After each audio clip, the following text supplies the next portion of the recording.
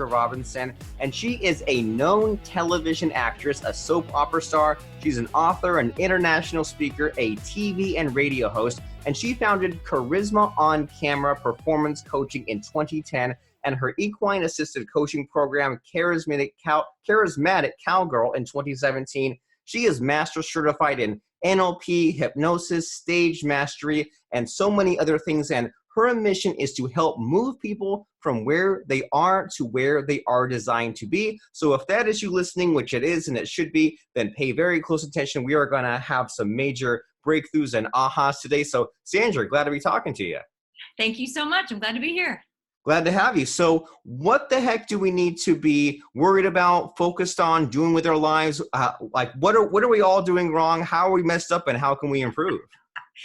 Well, I think, from the very beginning, I've been in front of the camera as an actress, and people will look at me in the grocery store and go, "Do I know you?" I'm like, "You've obviously watched soap operas," because that's how I grew up, for decades. That's what I did. So I was very fortunate to do that. But I realized even before then, I was studying relationships. I was watching animals because my mom didn't pay a lot of attention to me. She didn't want me around.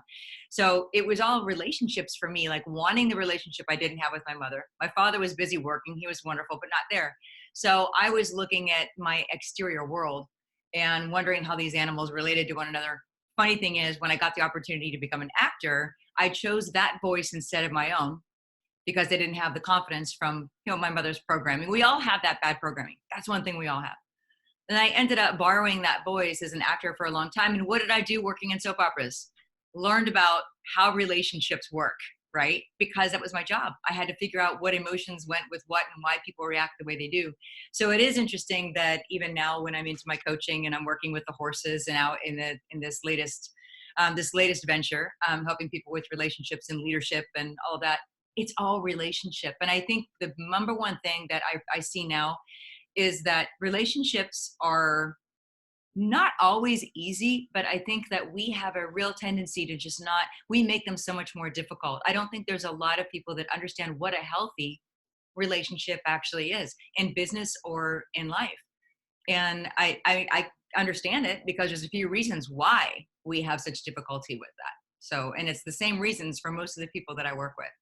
Well, now you have my curiosity. I mean, what are the reasons? Because when you explain this problem in front of us, you make it sound so simple, right? It sounds like we just need to be human beings and remember to keep relationships going and, say please and thank you and tell someone that they're appreciated and respect other people. Yes. It seems so simple, but yet I think maybe we all forget to do it, or we don't put in those little bits of energy that maybe we should be doing. So, I mean, why is it so difficult, and why are we all missing the boat here?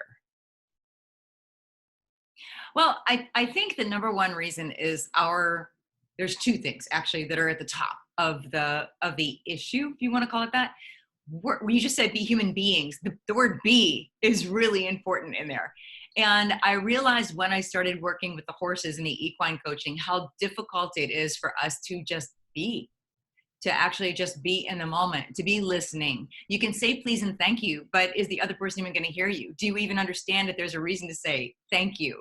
Are you present? And a lot of people just aren't.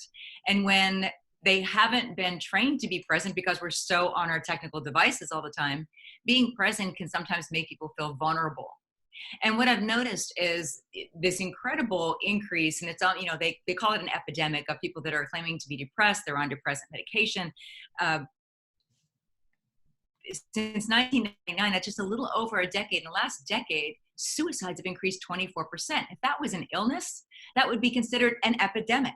So this is something that I think is really just rooted in something that, as you say, it's really simple, which is why getting people out into nature and putting them in front of a 1,200-pound animal like I do has made things very simple, because you can't get away with being in your head, thinking about tomorrow, thinking about yesterday's trauma, if you're trying to build a relationship with a large sentient being that is intimidatingly standing right in front of you. So to see people do that, it gives me hope that people can do it. We can go back to being present. And that's where you actually are able to build those relationships. The quality of your life is directly related to the quality of your relationships. So it's really worth learning how to do them well.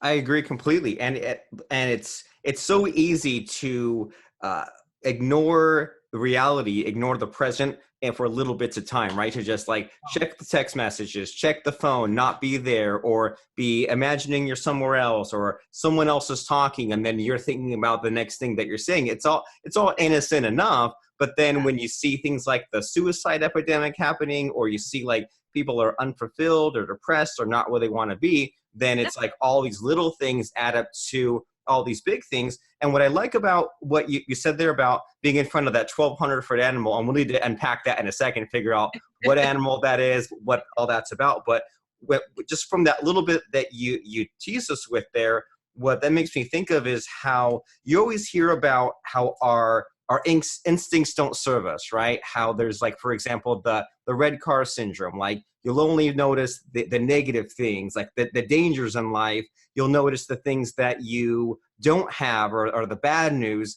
But it seems like from what you told us and what you're about to tell us is that whole the dangers in front of me, I need to focus 100% on the present. It seems like you're kind of flipping that on its head there and saying, well, we're going to take you over into nature to the zoo or something in front of this huge animal. So now that you can retrain your brain and focus on the one important thing in front of you. So I don't know if any of that was on the right track, but I'm really curious about what is up with this 1,200-pound animal, because it's awesome, but also scary. I love it. Well, yeah, for some people it is scary. So I've been working with people in their presentation skills for a really long time. I was still acting when I started doing that. I found that the way I worked with helping people find their message and get up on stage and get in front of a video camera and be interviewed was really helping them be comfortable in their own skin and to support themselves. In other words, the first relationship is the one you have with yourself, right? And then to be able to listen, which means they had to be present. So finding their personal strengths in communication. So finding their personal strengths, all of this was stuff coming from the inside out. What performance coaching, which is what some people would say I was doing, really most of the time evokes, okay, you stand on this side of the stage and you stand on that side of the stage. You use your hands this way. I can do all of that stuff, but honestly, if you teach yourself those kind of performance tricks, it's going to fall flat. Or if you try to be somebody else, if you try to be somewhere else, it's going to fall flat, because we are just like the horses that I'm working with now. We read people's energy. We know when somebody is congruent. You know when somebody is lying to you for the most part. And when you go, that's what I'm doing now, is working with horses. That's equine-assisted coaching. So I'm bringing these leaders, and primarily I work with women. I do have some men. I do some corporate groups. But when a woman is walking into this round pen with no tools, there's no halter on the horse, they don't know the first thing about communicating a lot of times with this animal, right? It's like us running into somebody that we don't know, that we have to impress. So it could be that we're pitching our business. It could be that we are, that we're trying to get a job. It could be that we're on a date with somebody new. But when you meet someone, you don't know how they communicate. They probably speak the same language as you.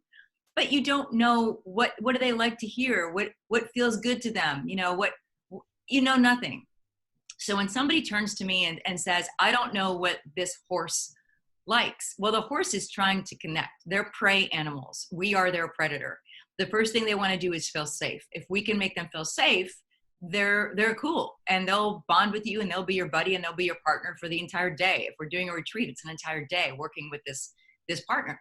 If they don't feel safe, it usually means that something inside of the person is not congruent. They're either not present, or they're acting confident when they're really not.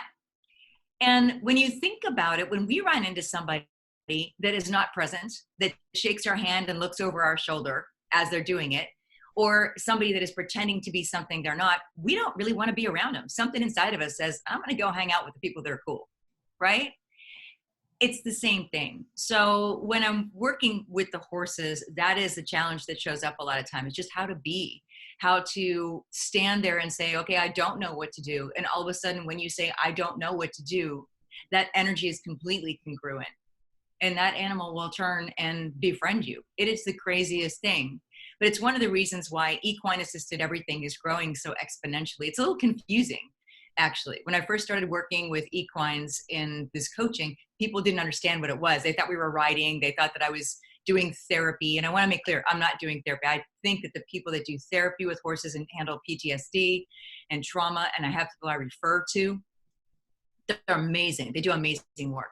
I work with professionals. So I work with people that are already at a level of success. Most of the time, they're overwhelmed. They're struggling in relationships in their life because things are really out of balance. They don't know how to even take a breath and treat themselves to a little support. So that is when you get into that overwhelm and the lack of support and that emotional state that just feels like you're frenetic on the inside. That's when people start reaching for things like, stuff to go to sleep, or an extra glass of wine, or a bottle of wine, or a tequila, and I know friends that we don't call them after 6 p.m. because they're self-medicating because they can't calm down from that frenetic pace. You held up your cell phone a second ago, Robert. Is your cell phone your alarm clock?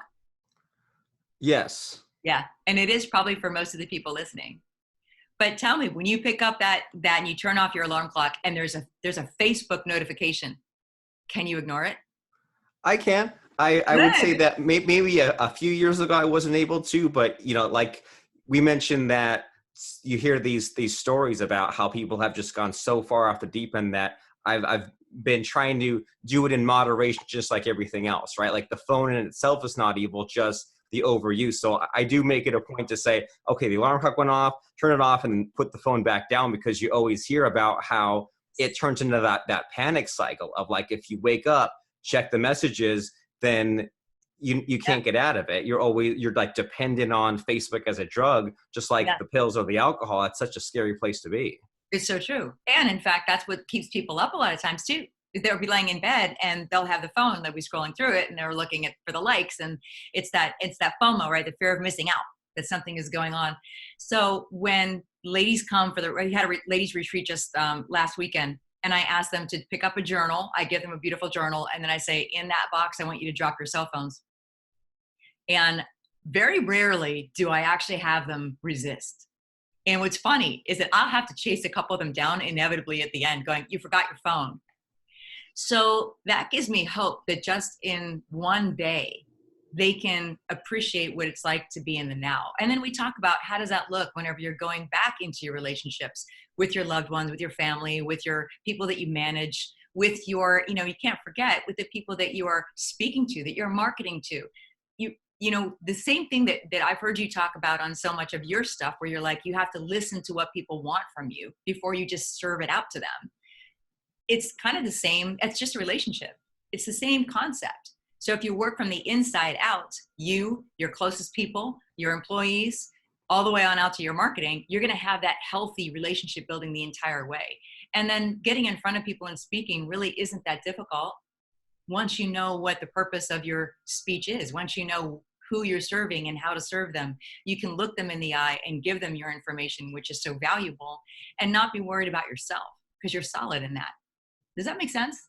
It does. And what I'm hearing from you is that we need to not rely on all the quick fixes, that it's tempting to say, well, act a certain way and stand on these parts on the stage. But it seems like your thinking here is that we need to know ourselves better and maybe remove all the distractions. So that way it's not, am I doing these 20 things at once? It's, do I know what I'm trying to accomplish, and can things just be natural so that way I can be myself and I don't have to act. I mean, maybe you can be an actor, but not all of us, right? So maybe we can be ourselves, and then it makes it a lot easier if we kind of do things maybe the longer, harder path, as opposed to the quick fix that only gets us so far. Right. The quick fix is an act as if. And believe me, I spent a lot of years doing that, and I can learn 35 pages of dialogue every single day. I mean, I had that down. I had being somebody else down. Being myself was where I was struggling. I had a very difficult time. And one of the reasons that I'm so passionate about that is that I think that whatever platform you have, you can make the most of it. And at one point in my early 20s in particular, I remember I was getting a lot of national publicity. So I would be on morning shows and things like that. My characters were really popular, and I couldn't speak. I didn't know what my value was. I was just, my PR people got me there and they didn't tell me how to represent myself or how to even say what I was passionate about. I kind of feel like there I was successful. I was making money. I was in people's television sets every single day. I had a platform and I didn't use it to the fullest extent. And, you know, it wasn't even so much about promoting myself, but there were causes that I felt very passionate about that I was trying to raise awareness for, and I couldn't open up my mouth.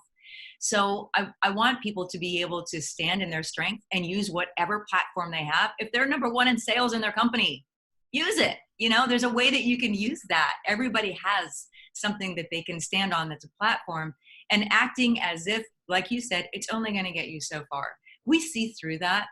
And I would rather somebody stand there in their truth than work a stage back and forth choreographed by a pro. It's, you know, and I can guarantee that anybody that's listening to this can think of their favorite speaker, and what they think of is how they felt when they were there in the room with them. That doesn't come from where you stand on the stage necessarily. That doesn't come from, you know, hey, turn to your neighbor and tell them that they're number one. I mean, I hate that stuff, right? It's like so tacky. And it seems like, so yeah, I didn't mean to interrupt you, but I was going to say, it seems like a lot of what you're mentioning here is that we need to like jump in and make some of those mistakes and figure some of these things out through trial and error, right? And like get the hours in, get the practice in. And what you're making me think of is with especially with the podcasting, right? You said use the platform that you have with the podcasting. The first couple hundred episodes were so awkward. We were maybe interrupting each other. And when you and I do it, it's like we have something so good, we just have to jump in. But it was like all constant awkwardness. And one thing that took a long time to figure out is kind of matching the other person's rhythm, so to speak. Like if they were talking quickly or talking slowly, then I would match it somewhat, maybe not exactly, and not maybe even not think about it, but just to kind of meet them where they were at. And if they were the kind of person that gave a long answer or a short answer, kind of understand that and just have that better sense of understanding. That way we wouldn't be getting in each other's way. And it kind of, I see that a lot of in how you're like involving me and asking me questions, and we're having more of a conversation. But it took so many times of a little bit of awkwardness, a little bit of the uncertainty, just for it to finally click. And I think that's what you're making me think of as you explain some of this stuff. Well, I think, Robert, kudos to you for stepping into what I refer to as that vulnerability. So it's, I mean, you do feel vulnerable when you're placed in a situation that you don't really understand. In the beginning, when you're speaking or when you're podcasting or when you're doing Facebook Lives or you're meeting somebody new, right? It's, you think, okay, I don't want to fail, but you're going to fail. If you're meeting somebody new and you want to get to know them, you're probably going to ask the wrong question at least once or twice until you get the right question, right? If you're interviewing for a job, you may ask the wrong question until you ask the right question. So if you're podcasting, like you said, you're going to be talking over people, you're going to be feeling awkward, you're going to do some wrong things, but you have to do those wrong things so that you know what the right thing is. And it's not really so much about thinking that you have to fail your way into success as you're getting up on a stage and speaking, because that's going to scare people away from doing that. But I think as far as the speaking part of it, or getting on your Facebook Lives, putting yourself out there, even doing a podcast, don't you think, Robert, that it's really more about getting in touch with what you have to deliver and why it's so important? So when you think about the why, it gets a lot easier to be able to get through the vulnerable parts of it, the parts that you're stumbling through maybe in the beginning. Right. And also have that sense of the proportion, because it's easy to let the not being in the nowness and letting our anxiety exaggerate the unimportant and minimize the important. Because when our conversation, fails may be too big of a word, right? Like there are all these little fails. Yes, a couple of wrong questions, but you get to that one question that maybe you wouldn't have gotten to if the conversation hadn't moved along. And then a lot of what you're mentioning here, like the horse stuff and like these causes you believe in, that's like 1,000 times more important than one little awkward question. So it's like, it's fine to get through all the little pebbles to get to the huge mountain, so to speak. Yeah. And it's true too. You have to remember when I say that I work with people on finding their strengths, everybody has a strength in communication. So the word charismatic has been with me. My first company was called Charisma on Camera. I developed a program specifically for women with the equine coaching, and that's called Charismatic Cowgirl. So when I used to talk about charisma, people would say, well, you can't teach that. And I can release it. I think that people can release it because I think everybody has the exact type of strength in communication that makes them charismatic to the exact person and the exact audience that they should be attracting to make the impact they're designed to make. I think that we're all wonderfully designed. To be somebody else doesn't make sense. So I have actually taken the tiniest little woman, like I swear she couldn't have even been 5 foot tall, probably 85 pounds. And she was from India. She was very soft spoken. And she had to speak for a very large company all around the world. And she would speak at these conferences. And God bless her. I'm like, tell me you don't stand behind the podium. And she goes, I do. And they said, what do you do when you're back there? She goes, I hold on. And she like gestured that she was holding. I said, are you white knuckling the podium? She goes, yes. And I was like, well, you know, let's see if we can get you away from that. And I didn't want her to turn into like a Les Brown. She was a quiet, you know, diminutive woman, but she had a wonderful warmth about her in telling stories. And it was almost like this motherly way of delivering information. So we let her be that. And now she can walk around on the stages everywhere around the world, and she commands the stage, just being who she is, because her strength is in storytelling. And so when you stand in your own strength, it's amazing what will happen. With the horses, sometimes a horse will come straight to somebody and they don't even have to say a word.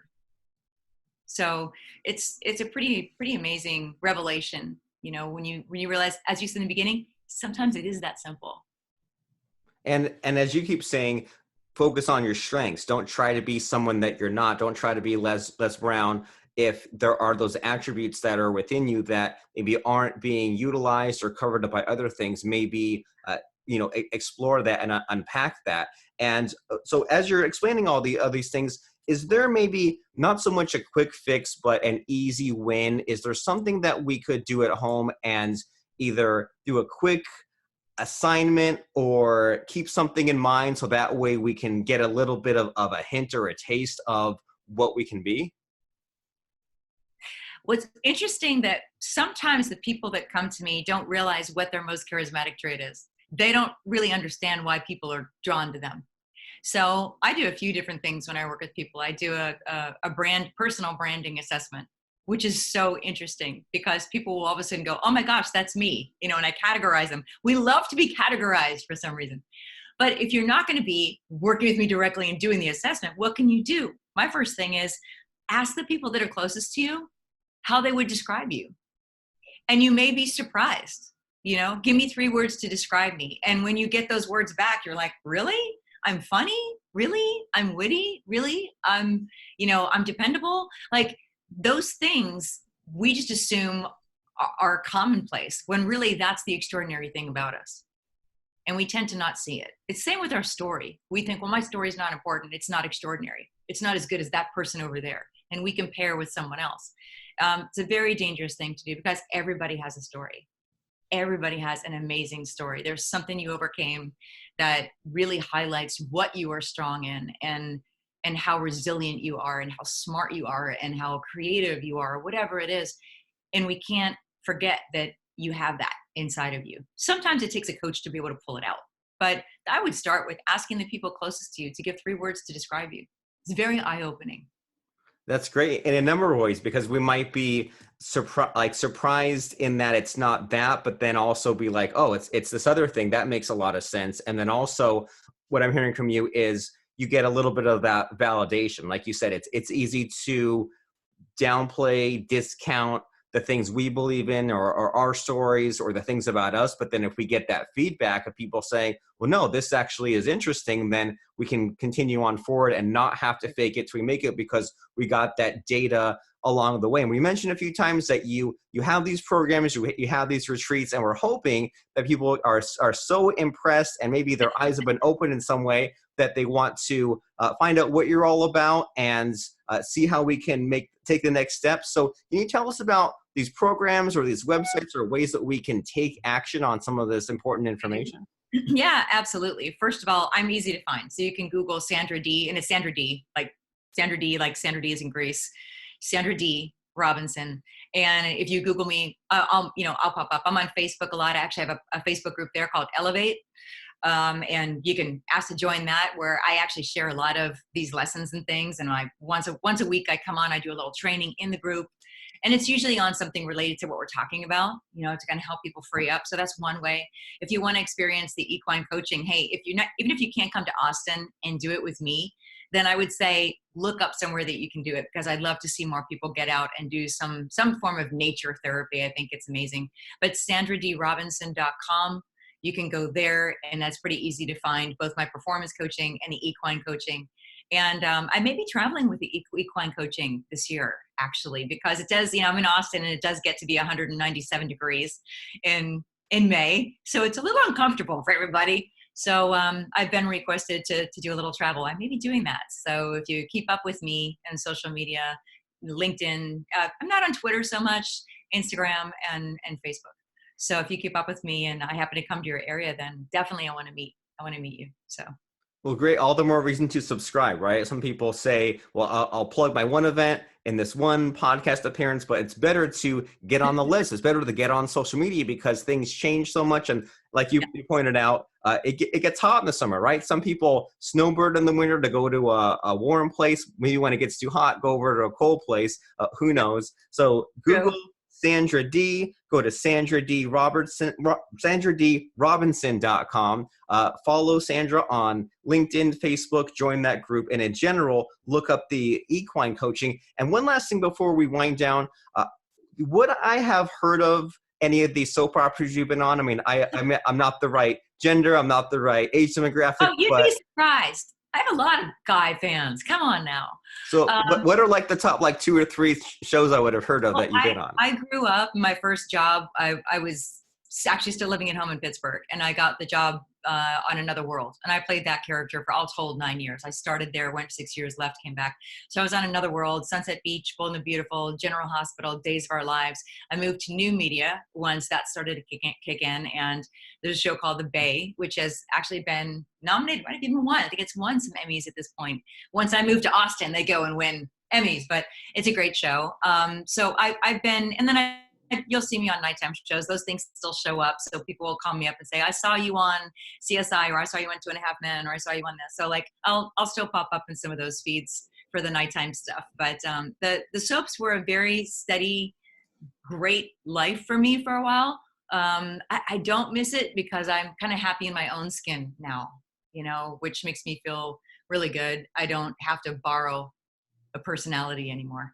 And that's kind of what I want for everybody that I work with. I want them to I want to illuminate that path so that they can be the best that they can be and really step into who they're designed to be. So I feel like I've kind of moved away from that, but I'm still grateful for that time in TV. It was fun. It's fun. I still have friends that contact me from that. So. Fantastic. Well, you had to start somewhere, and you went on a path, and the path of being you then and going through those experiences got you to where you are now. And it seems like you're a working actress, so you're always in something, which I think is a lot more fun than someone who maybe was on something forever ago and they did that one thing and then that's it. Like, better to be on new things and have the new experiences. So if you happen to see Sandra Dee Robinson on TV, on some of those nighttime shows, on the latest, who knows, whatever CSI spinoff is coming out next, you can say that you also saw her on the Marketer of the Day podcast. But in general, equine coaching, SandraDeeRobinson.com. Anything to say as we wrap up, shut down here, Sandra? No, I think, my best bit of advice. How about that? You are not who others say you are. And that is when they're putting you down, as well as when they're telling you how awesome you are. You know who you are, and stick with that. You are not who others say you are. It's dangerous to believe what other people say about you. Fantastic. All right.